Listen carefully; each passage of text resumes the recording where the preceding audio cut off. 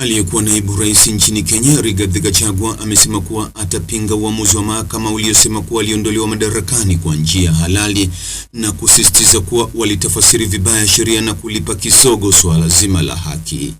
Akisisitiza kuwa haki yake ya kusikilizwa ilikiukwa wakati wa mchakato huo, Gachagua ameahidi kuwasilisha pingamizi lake katika mahakama ya rufaa na vile kutumia fursa zingine zote zilizopo ikiwa ni pamoja na mahakama ya juu zaidi. Gachagua alisema anaheshimu idara ya mahakama lakini hakubaliani na tafsiri ya mahakama kuhusu sheria katika kesi hiyo. Alitangaza kuwa ataelekea katika mahakama ya rufaa na hapa namnukuu, "Tutakata rufaa katika mahakama ya rufaa juu ya uamuzi huo na tunatumai haki itapatikana," alisema Gachagua, mwisho wa kumnukuu. Gachagua alisema haki haikuzingatiwa wakati wa mchakato wa kuondolewa madarakani.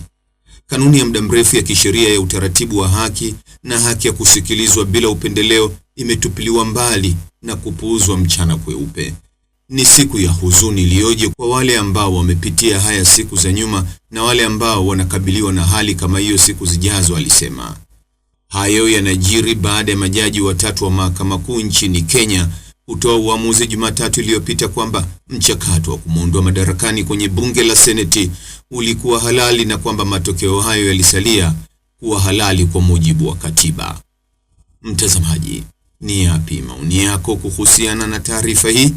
Andika maoni yako katika sehemu ya ujumbe hapo chini.